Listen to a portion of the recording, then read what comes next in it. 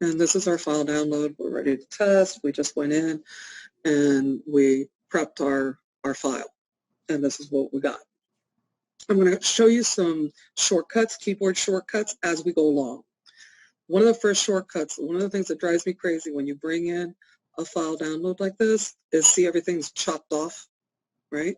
So if you take and you click up here in this corner and you move your cursor to any of these dividers, double click real quick, and it'll snap the columns to the greatest width necessary to see the information on that column. And it doesn't matter if the longest line is in a cell up here or in a cell down in row 3000.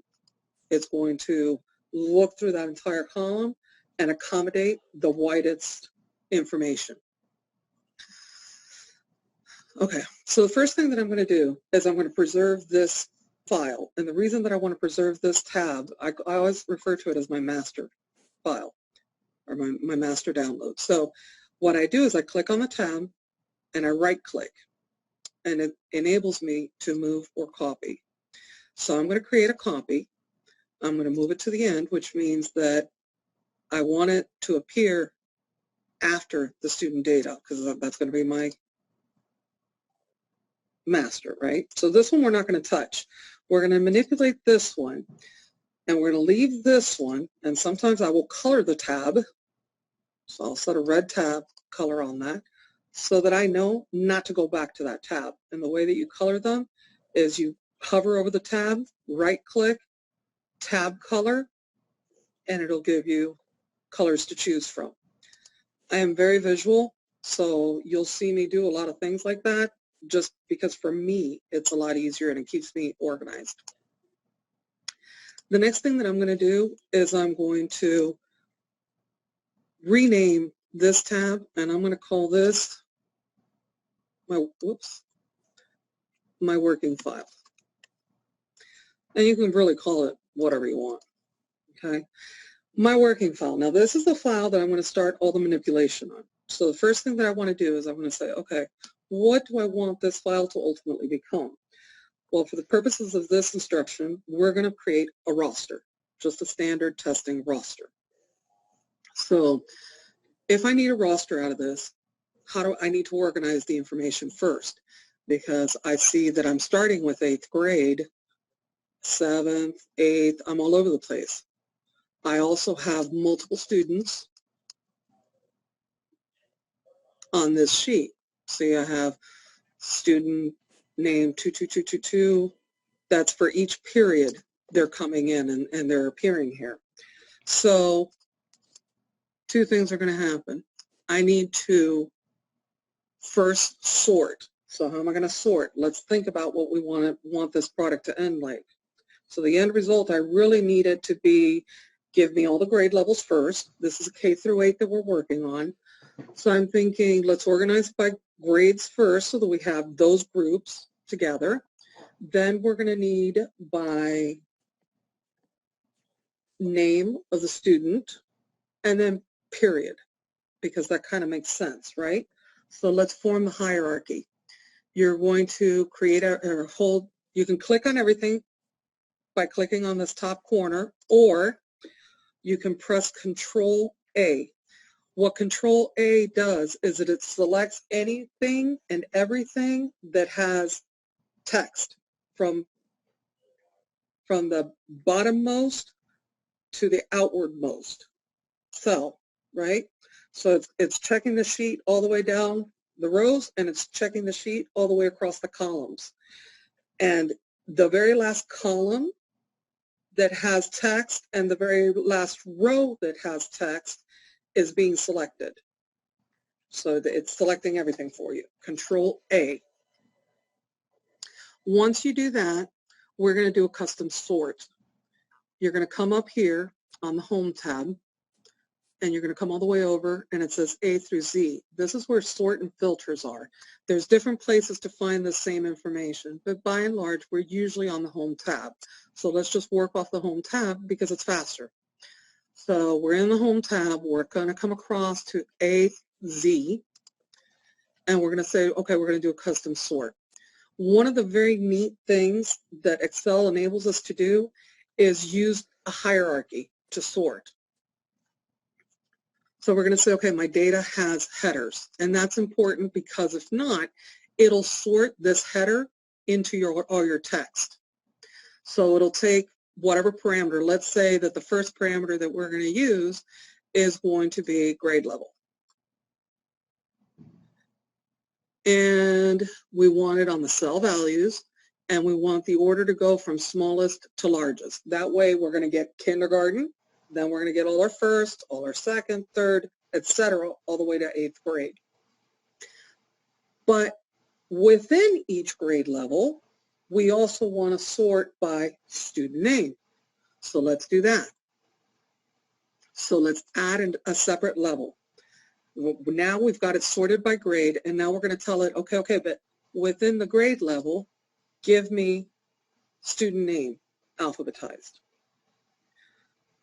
And then let's say, okay, I want a third value in there. So let's add another level. And let's say, okay, now I got grade, I got student name.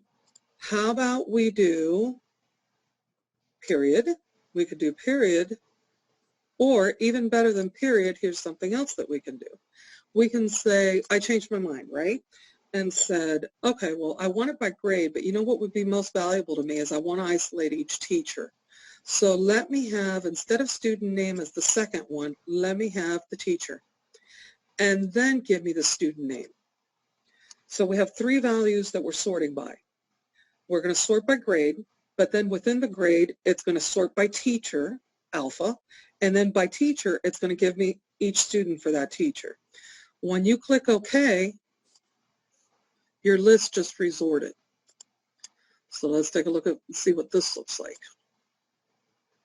So we've got the zeros. Those are our kindergartners. Okay, so we've got zeros. We're good, we're good. Let's make a little quick work out of this. We should be seeing first graders. There you go. And then second graders, fifth grade, so on and so forth. So that worked. The other thing that we want to check now is, all right, well, we sorted by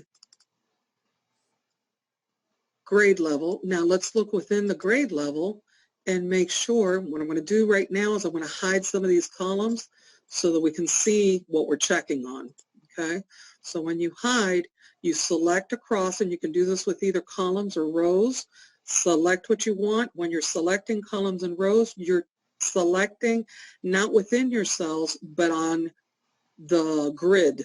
So it's going to be alpha for the columns and numerical for the rows. Once you've got a section selected, you right-click, and then you can say hide. To unhide, it'll create this. You'll see a jump, in this case from G to N, and you see that you're missing letters there. So now that's an indicator that you've got columns hidden. So you can grab G, go over to drag to N, right-click, and unhide to show those again. Or you can see this little X or little cross sign that it makes. That means you're on one of the grids. If you snap real quick twice, it opens them up. Okay? To back out of anything that you've done, you do Control-Z. So we did that to check our teachers, to make sure that our teachers are going in the alpha order that we've requested the file. And it's important that while you guys do all these processes, you're checking the sheet to make sure that you didn't make any mistakes. I remember as a test chair, you had all these steps that you had to do, but you were constantly getting interrupted. You were getting interrupted by the radio. You're getting interrupted by phone calls. You're getting interrupted by walk-ins. And so a lot of times what would happen is you're deep in like 10 steps to creating this document. Somebody comes in, you're off on a tangent, you go back to your document, you can't remember what the last thing was that you did. So 2 things. Always try to maintain the habit of doing things in the same sequential order, and always cross-check. Make sure you're always going back and checking consistently to make sure that what you did took and that it took correctly. So in this case, we see I've got my kindergartners up top, so I'm good there. I've got teacher 35, then I'm going to teacher 61, then I'm going to teacher 62. So if this were an alpha list, it took it.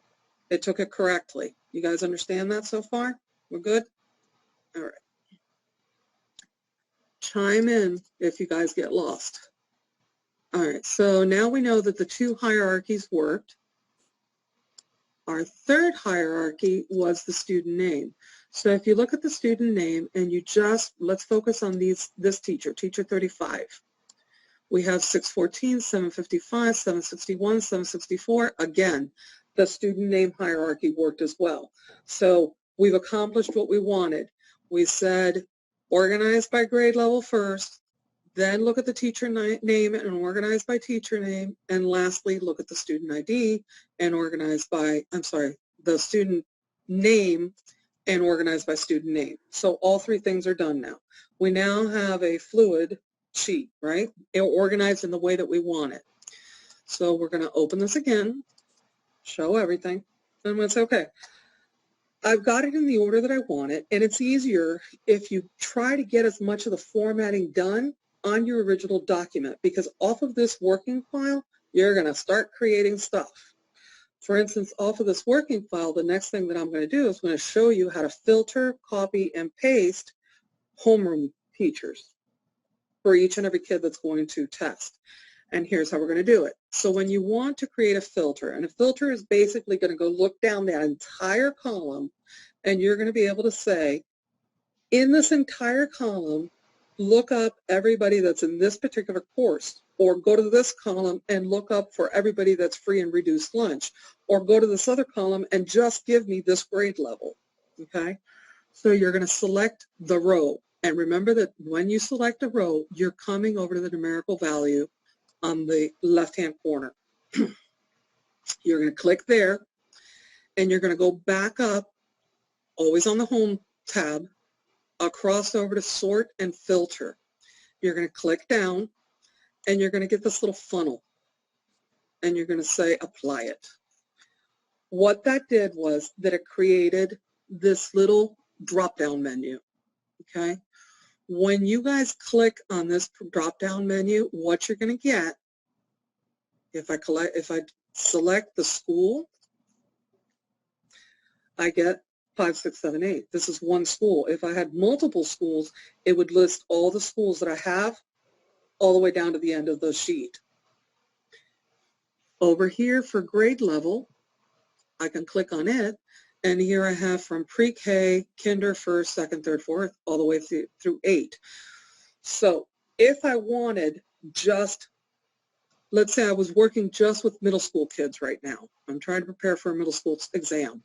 I would deselect everything. So see where it says select all? You click on that to wipe it out. Now nothing is selected.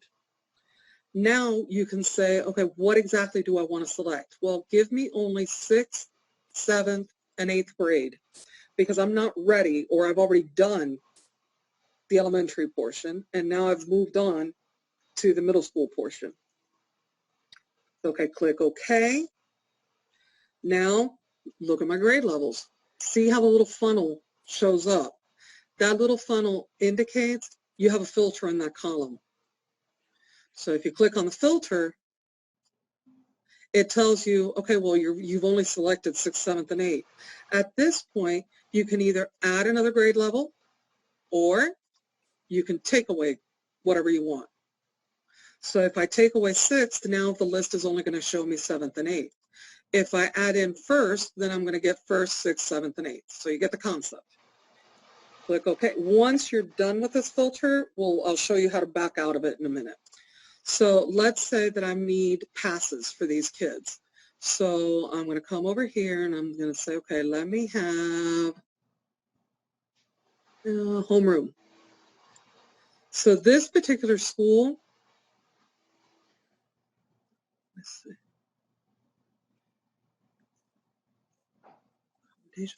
under period, this particular school, let's say, let's check 0.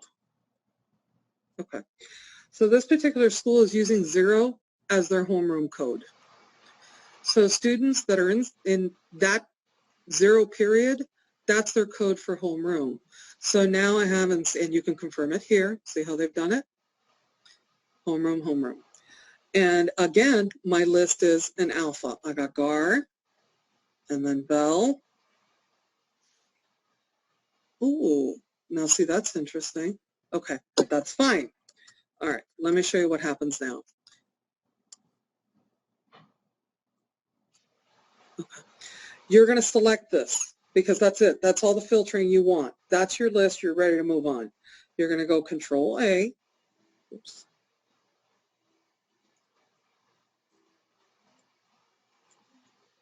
Yikes. I need to make sure before I grab it that my filter is still on. Yes, okay. So it doesn't matter where you are on this sheet. So long as you're somewhere where there's information, you do Control A, it selects everything. Now you're going to copy this information. You're only copying what's visible. You're not going to copy all the stuff that you filtered out. So right now we have grades 6 through 8 and we have homerooms only. So that's the only thing that this copy is going to capture. You can copy one of two ways. You can do the traditional right click, copy, or you can use the shortcut command, which is the keyboard command, which is Control C. See how everything turned green and it's kind of glittery? That means everything is selected. You're in a selecting pattern here. You're going to open up another tab. So you're going to come down here, and on this little plus button, that's what creates another sheet. So now you have a clean sheet. You make sure that you're in the uppermost corner here, upper right, upper left, I'm sorry, and then you can either paste or you can do Control V as in Victor, and everything comes in. Again, it comes in oddly formatted, right? So at this point, everything is selected. See how everything's selected gray? You go again and get your crossbar between any of the columns, double click real quick. Bless you. There we go. Oh, that's my husband, sorry. That's okay. And everything snaps to size. Did you guys see that, how that worked? You Yes. grab everything, double click in between, and everything snaps to size. So now we're here. Now we have the essential information that we need. But let's do something, because I noticed that in the sorting, for some reason, we went askew. You know why? Because our custom sort went off. And this is why you need to consistently check. So I'm going to grab everything again. I'm going to go up to sort and filter again. I'm going to ask them to custom sort again, and I'm going to build out my sort again. So I'm going to go grade level again. I'm going to go teacher again, and I'm going to go student name.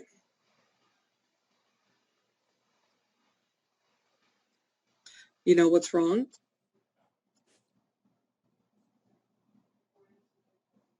So we got two different columns. We have teacher and we have homeroom. But if you look, we're still off on the homeroom column, which is column R.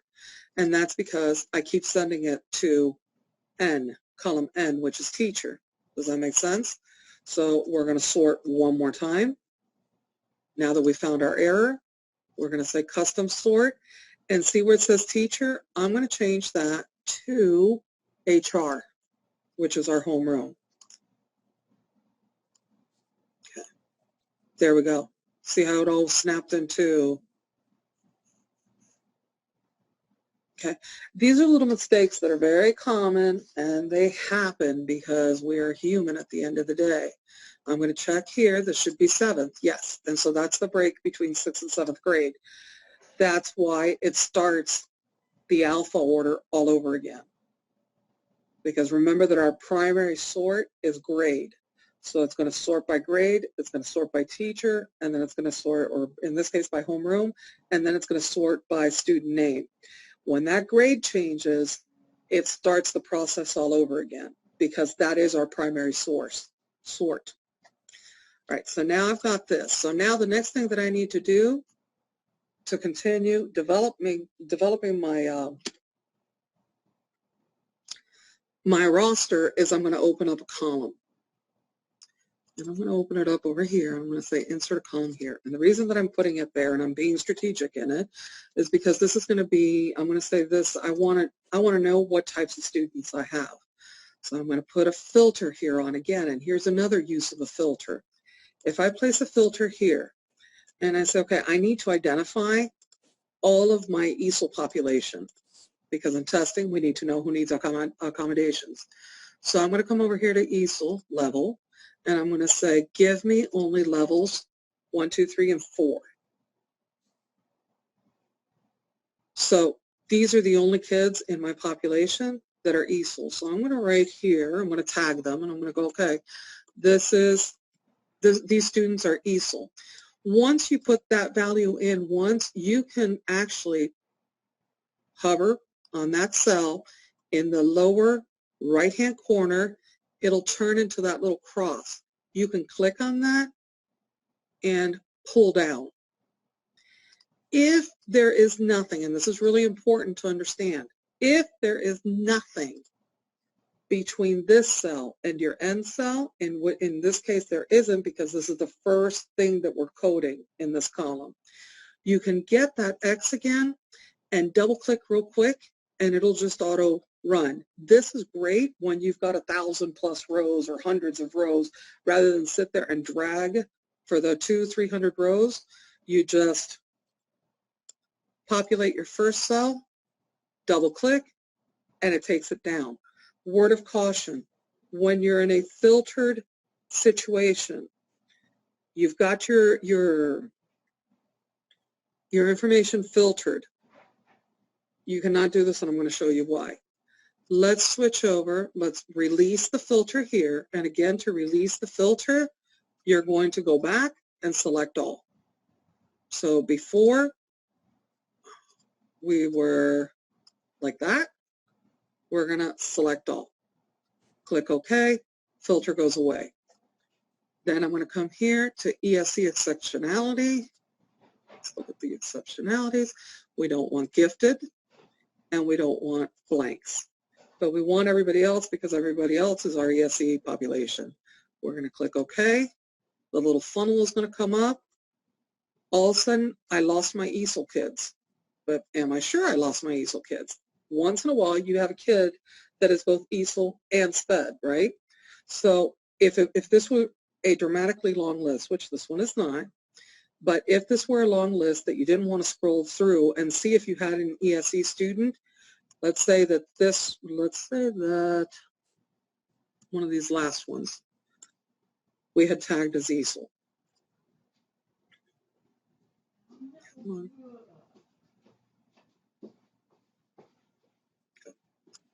I can come here to type and say, oh, wait a minute, I got a kid that's ESOL. And I can filter just for those students.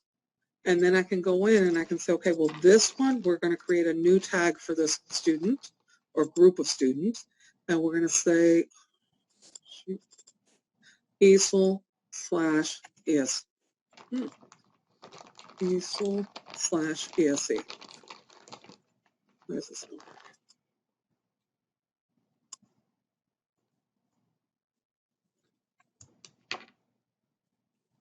Okay, so now that's ESOL/ESE. So now I can go back here and I can say, okay, we've got a double filter going on here. We're filtering for exceptionalities here in V. So this student has an S accommodation. Plus, we had identified him as being ESOL, but because he's also SPED, we're classifying him as ESOL SPED. I do this because your test administrators have to know that if they're ESOL and SPED, ESOL will always trump SPED in that they have all the same accommodations for the most part, but you need to get that dictionary to them. And that's really important with the ESOL population. So I always use that ESOL/ESC so that the test administrator is aware, oh no, hold on, this student needs a dictionary. Now I'm going to release the filter here because I've already coded this student and I need all the ones that are blank at this point. So now I'm deselecting the one that's ESOL/ESC and I'm selecting only the blanks and I'm clicking OK. Everybody else comes up. Now I can go straight through and I can do ESC. If I were to double click on this X the way that I showed you last time, watch what's going to happen. It goes away. It goes away because it's letting me know you're in filter mode and the column that you want to apply this to has information that's hidden. So we can't just assign ESC to it because there's other columns that already, there's other cells that already have information in it. So in this case, that double click will not work. The drag will.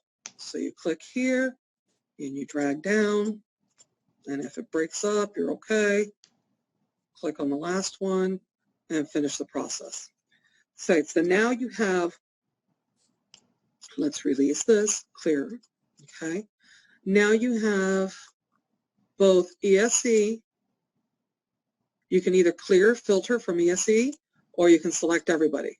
Either way, it's going to do the same function. It's going to make that filter go away. The filter goes away because the little funnel goes away and you get that little downward arrow again, the little drop-down menu. So now let's get our 504 students and let's say, okay, I don't want the ends, I don't want the blanks, I just want to know who has a 504. So I'm filtering just for the Ys at this point. I click OK.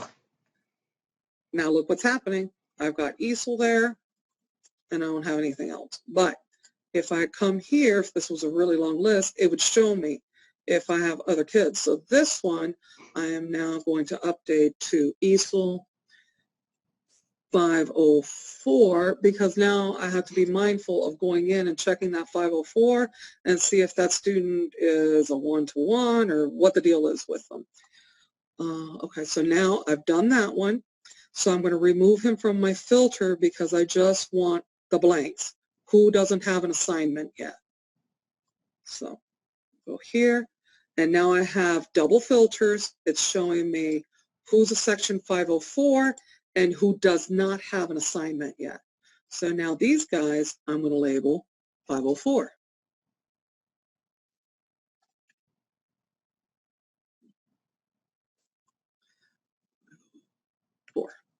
Okay. I'm going to take this and I'm going to start dragging it down. Here's another little tip. See how this all came out, 504, 504? If I hit Control and I drag, okay, so it's not doing it. That allows you to toggle between a straight fill, and I guess this is kind of acting a little quirky.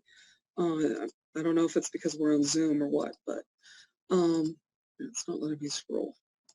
Okay. So now we have our double filters. We've got everybody that's a section 504, and we've appropriately categorized them as 504. I'm going to release the section 504 first, and then I'm going to hover over here under this newly created tab that's our type, right? And I want to see now, let's pull this down, look at everything that we've done here. So now off of this type, we have our 504s, we have our 504s, our ESCs, our ESOL 504, and our ESOL ESC. I can filter from this list now.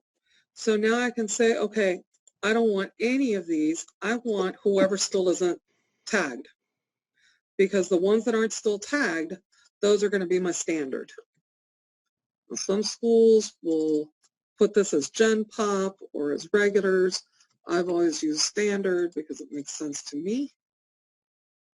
And then again, I scroll down with it.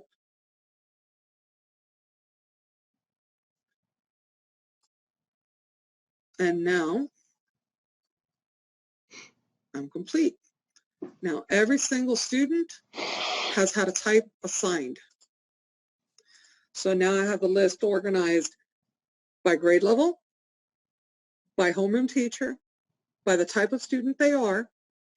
And now I can just go opening columns, and I can open a column for the test date. I can open a column for the test administrator if I wanted to. I can open a column for their passwords, which we can download through Tide.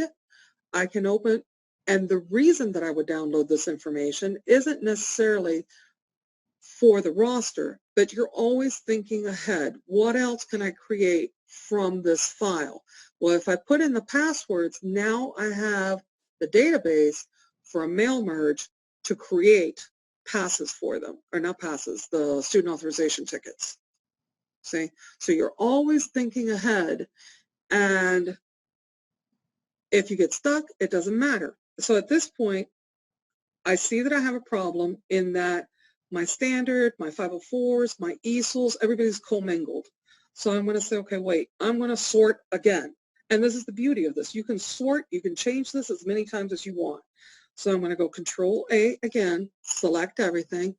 This time, my leading sort, I'm going to come back up here to sort. I'm going to go to Custom Sort. And I'm going to tell you right now that we're going to have a problem because we're still in filter mode. So I'm going to go back over here, select the row that has the filter, which is my first row, come back over here to sort and filter, and I'm going to kill the filter. Sort doesn't like when you have the filter on because it can't sort everything because you may have hidden rows, especially if one of the filters is activated. So make sure your filter is off. Go back, Control A, select everything, sort and filter, custom sort.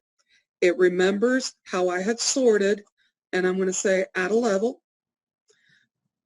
And I'm going to have to bring, this time I'm going to say I want the leading sort to be by type. Then I want grade, then I want homeroom, then I want student name. And I'm going to click OK. So now I've got all my 504s together, all my ESCs together, all my ESOL together, the ESOL 504, the ESOL ESC, and all the standards together. Now I can go across and confirm. I've got 6, then it switches to 7, then it switches to 8. We were good there. I go across, and as they get, show me the teacher. So over here in this column, we've got 6th grade, and we've got the teachers for 6th grade, bearing in mind, no, homeroom. Yes, that's why we were mixed up. Homeroom, here you go. Let me collapse some of these columns so that we can actually see.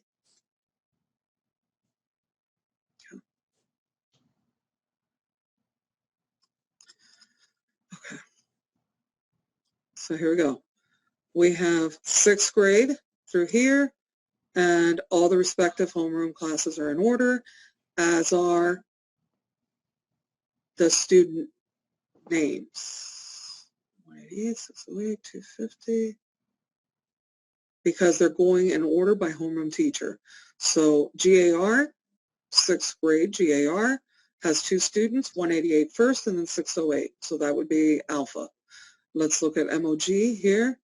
MOG has all 6th graders, 117, 168, 183, 194, 246, 268. So that's in sequential order. Then we jump to 7th and the hierarchy starts again. We go grade level, within the grade level, the homeroom, and within the homerooms, the student names. Okay, questions?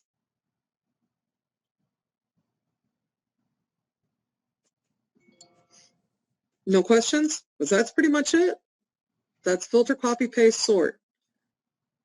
Dharma, I have a question. Absolutely. Sometimes on the cells that I don't need at all, for example, the school name, Uh-huh. I delete it instead of hiding it. Should I just hide it instead and not delete? Personal preference. I have a tendency that unless I absolutely, and after you work with it for a while, you know what you're going to need and what you will never need. So if you've been working with it for a while and you know beyond a shadow of a doubt that you're not going to need that, kill it. Because I will tell you that as you go further on and you start creating your mail merges and you start doing more complicated things, it can be tricky to have those hidden columns.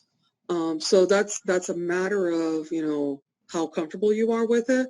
There were columns that oftentimes I hid just because I didn't want to have to go through a re-download or an index match in the event that, oh shoot, now I need this information because I changed my mind and I'm going to do something else with this file. So now I got to go back and get that information again. You know what I mean? Okay, perfect. So, yeah, no, perfect. Thank you. You're welcome. Dharma, Yep. I know how you like colors, so my question is this. Let's say having all of the cells open the way they are, what if I wanted to do a color so that I know I'm in that particular cell or to show that particular row? Okay, so great question. So I was a real stickler. Like I liked my test administrators in particular and myself. I am a very visual person, so I really wanted to see my groups and make sure that everything was in order. So I would come here and I'd say 504s, and I remember this, my 504s I always did in purple, and I would bold them. My ESC, that's how you do it. Now here's another shortcut. I want to get down to the end of that row without scrolling. If you hit Shift and Control and your downward arrow, it selects all the way to the bottom row. So then you go, let's say I wanted this one blue and bold. And you go on about like that. Easel, I always did red.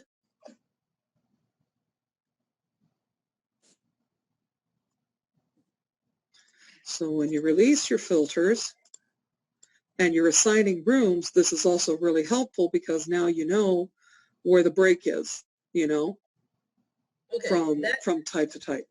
That I can do because I do orange, green, and blue because of my old SAT colors being orange, green, and blue. So Okay. that I got. I'm talking more or less if I'm looking at, okay, if I was to go to say column 29 and wanted to see that highlighted the whole Row column. 29?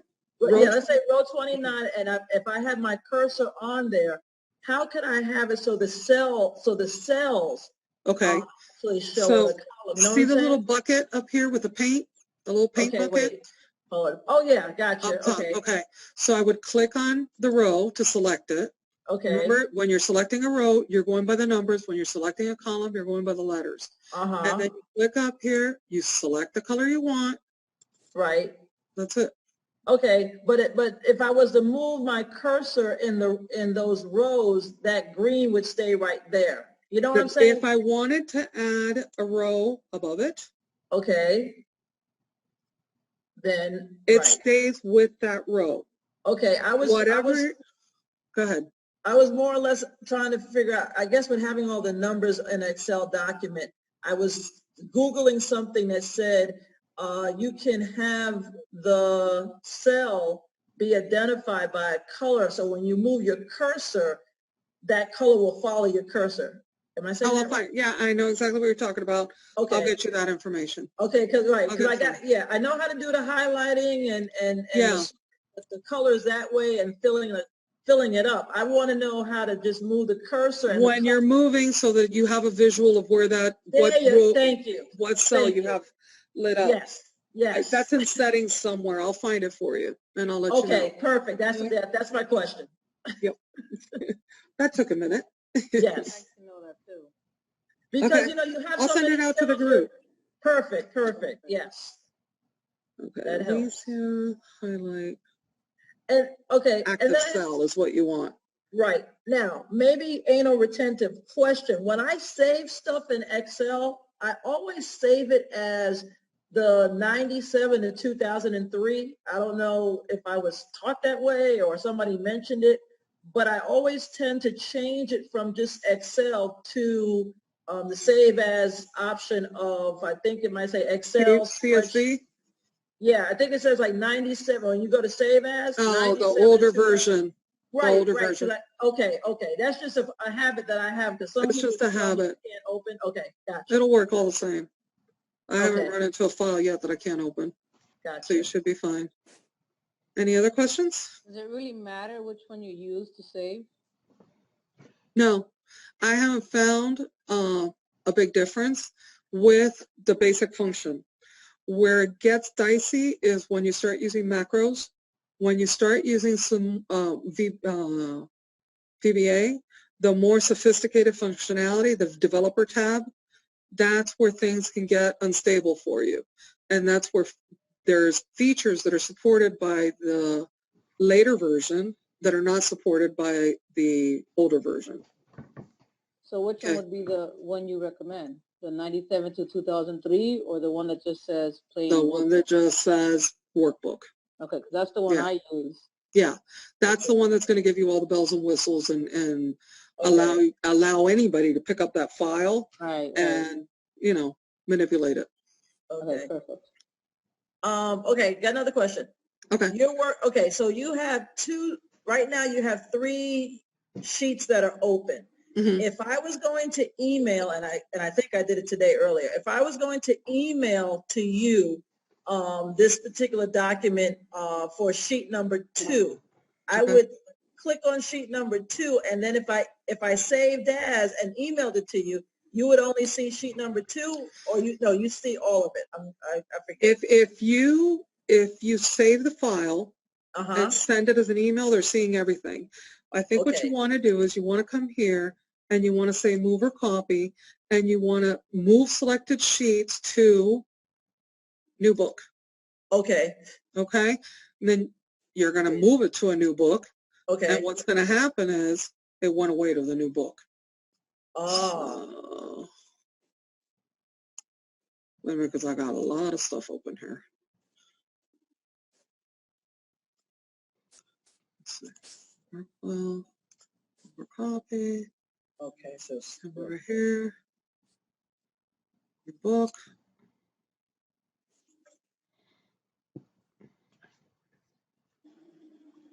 There you go. And then it opens a new book. Okay. And then that new book doesn't have a name. It's book Gotcha. 3. You save it, and then, but it keeps the tab. Shoot. No, well, actually, in this case, it moved it. If you had created a copy, it would have done a copy of just that sheet into a new book that then you could have emailed. Okay. Okay. I see. I'm sorry. Can you do that again, Dharma? Yep. Let's say, let's copy this one and pretend that this is our working copy. Correct.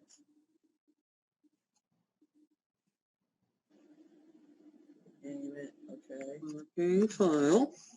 Okay. And see what I would have done, because I'm OCD with my visual needs, because I associate green with yes, but you can play with this one, and red with don't touch it. So you come here, you right click, you say move or copy, you say up here, you're going to go all the way up and you're going to say new book.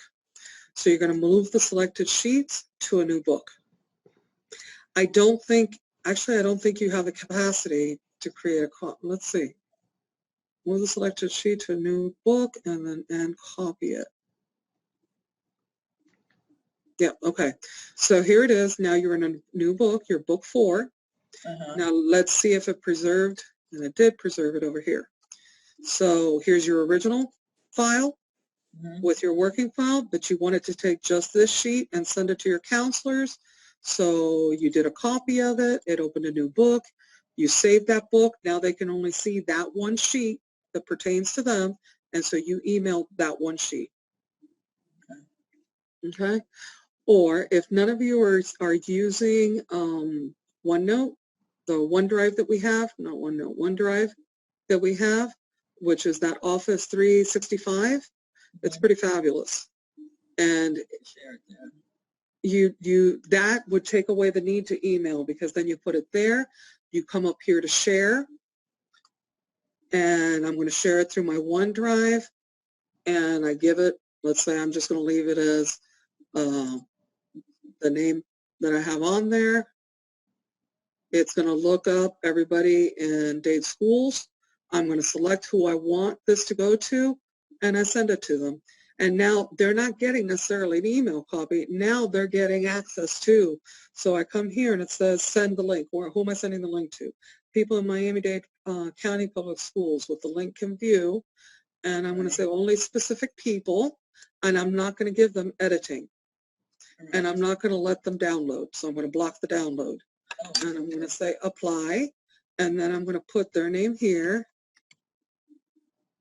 And let's say that this is for Maria Vergara. I can add a message here and I can send it.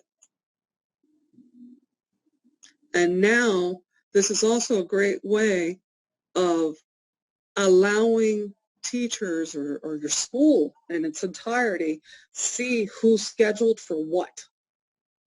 And that way, if you change anything, all you have to do is send out an email, please check the file, there have been changes made. That's it. You don't have to re-link or re-upload or attach the document and send it out to the entire student body or faculty.